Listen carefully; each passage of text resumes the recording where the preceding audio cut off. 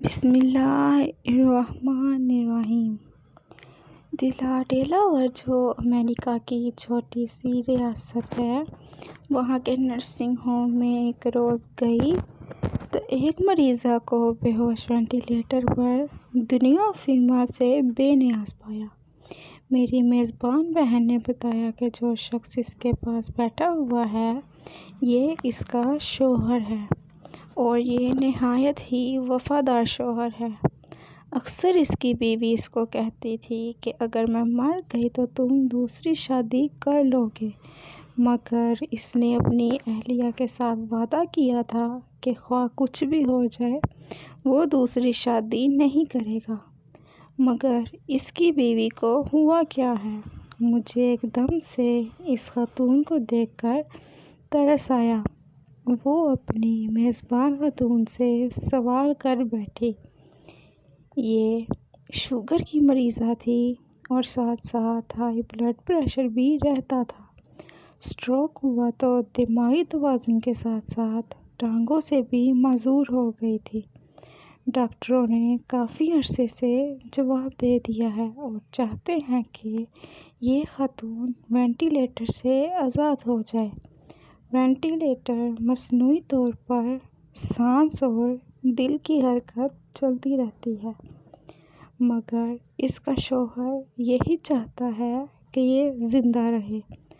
وہ امید پر قائم ہے کہ شاید کسی نہ کسی دن وہ دماغی طور پر صحیح ہو جائے گی۔ اس کے دل کی حرکت خود بخود چل پڑے گی اور وہ اپنے قدموں سے چل پھر سکے گی۔ یہاں کے ڈاکٹروں نے بے شک جواب دے دیا ہے، مگر وہ اس چیز کو نہیں مانتا۔ اس کے 2 جوان بیٹے اسی شہر میں اپنے اپنے گھروں میں بیوی بچوں کے ساتھ اچھی زندگی گزار رہے ہیں، مگر اس شخص کا گھر ٹوٹ گیا ہے۔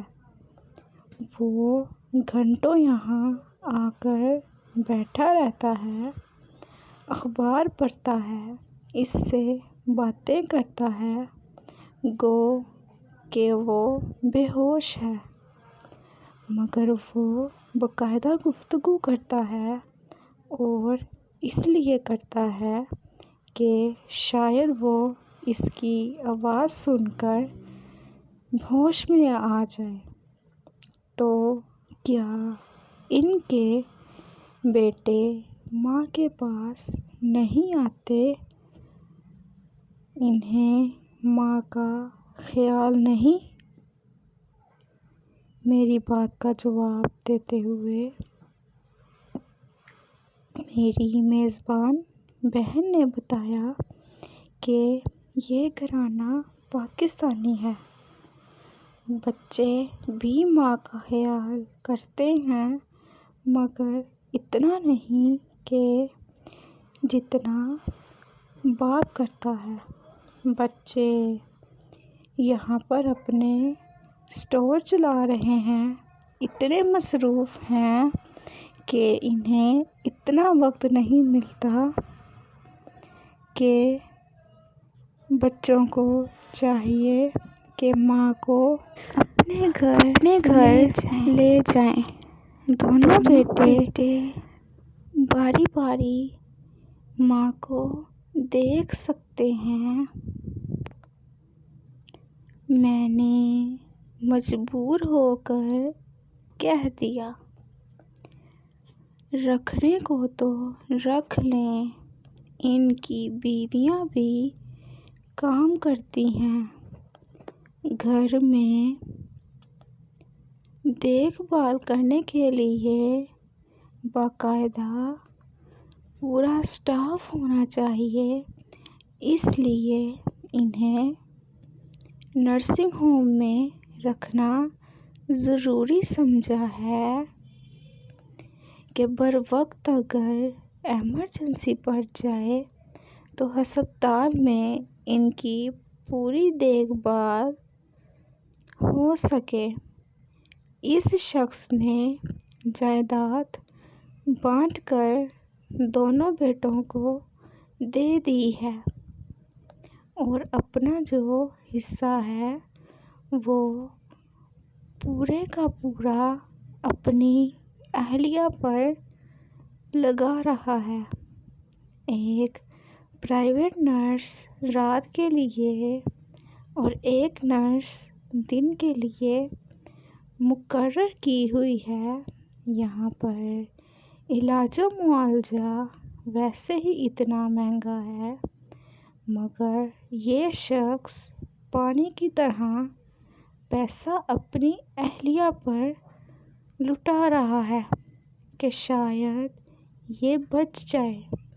اسے خود بھی یقین نہیں ہے کہ بچ بھی جائے گی کہ نہیں، مگر جب تک سانس تب تک آس والی بات ہے۔ وہ امید کا دامن پکڑے ہوئے ہے اور ہر وقت اپنی بیوی کی صحت یابی کی دعا کرتا رہتا ہے۔ نرسنگ ہوم سے نکل کر میں گھر کی سمت آ رہی تھی تو رہ کر خیال آ رہا تھا کہ اچھی بھلی بیویاں ہوتے ہوئے لوگ دوسری شادیاں رچا لیتے ہیں، پھر شوہر اتنے وفادار ثابت نہیں ہوتے۔ اکثر عورتیں روتی ہیں اور اپنے غموں کی داستانیں سناتی ہیں کہ ان کے شوہر کتنے ظلم ان پر ڈھاتے ہیں، ان کے ہوتے ہوئے دوسری شادی رچا لیتے ہیں۔ مگر یہ شخص ایک آزاد ملک میں رہتا ہے جہاں لوگ وفاداری بہت جلد تبدیل کر لیتے ہیں۔ وہ اپنی اہلیہ سے کیا ہوا وعدہ ایفا کر رہا ہے، چاہے تو اپنی جان چھڑانے کے لیے اس کو وینٹی لیٹر سے چھٹکارا دلا سکتا ہے، مگر شاید خوف خدا ہے یا بیوی کی محبت ہے کہ ایسا کرنے سے قاصر ہے۔ مجھے تو انہونی سی بات لگی تھی، لیکن دنیا میں ہر طرح کے لوگ ہوتے ہیں، جو بے وفا بھی ہیں اور وفا شعار بھی۔ ان مثال کو آنکھوں سے دیکھ کر میں حقیقتاً متاثر ہوئی اور کافی عرصہ اس شخص کی وفا شعاری میرے ذہن پر چھائی رہی، جو شاید بیماری کے باوجود امید کا دامن تھامے ہوئے تھا۔